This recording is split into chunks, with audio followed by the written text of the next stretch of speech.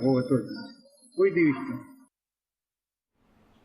તો ભાવનગર જિલ્લામાં શેત્રુંજી કેનાલમાંથી ગેરકાયદેસર પાણી ખેંચતા 182 ખેડૂતોને જળસિંચન વિભાગે નોટિસ ફટકારી.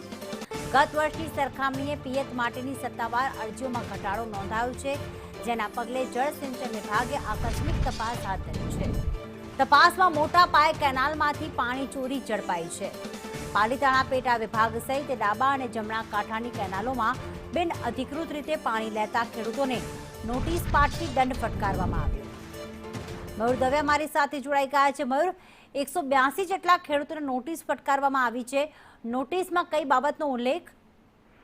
પ્રીતિ, ચોક્કસથી વાત કરીએ તો શેત્રુંજી કેનાલમાંથી જે પિયતનું પાણી આપવામાં આવે છે તે પિયતના પાણી માટેને ગેરકાયદેસર રીતે જે પાણી લેતા હતા તેવા 182 ખેડૂતોને નોટિસ ફટકારવામાં આવી છે. કારણ કે કહી શકાય કે જળસિંચાઈ જે વિભાગ જે આવેલો છે એ જળસિંચાઈ વિભાગમાં ગત વર્ષની સરખામણીએ આ વખતે પિયતના પાણી માટે જે ખેડૂતોએ અરજી કરી હતી તે અરજીમાં ઘટાડો નોંધાતા જળસિંચન વિભાગે છે તે લાલ આંખ કરી છે અને ખેડૂતોને ગેરકાયદેસર પાણી લેતા નોટિસ ફટકારવામાં આવી છે. જેમાં પાલીતાણા પેટા વિભાગ છે તેમાં 102 ખેડૂતો તેમજ શેત્રુંજીની જે ડાબા કાંઠાની કેનાલ આવેલી છે તેમાં 42 ખેડૂતોને જે જમણા કાંઠાની કેનાલ આવેલી છે તેમાં 38 ખેડૂતો જે ગેરકાયદેસર રીતે કેનાલનું જે પિયતનું પાણી લેતા હતા તે ઝડપાયા હતા અને 182 ખેડૂતોને નોટિસ ફટકારી અને દંડ ફટકારવામાં આવ્યો છે. જો ખેડૂતો દંડ ના ભરે તો યોગ્ય કાર્યવાહી કરવાની પણ જળસિંચાઈ વિભાગ અધિકારી છે તેમણે ચીમકી આપી છે. પ્રીતિ, આભાર મયુર તમામ વિગતો માટે.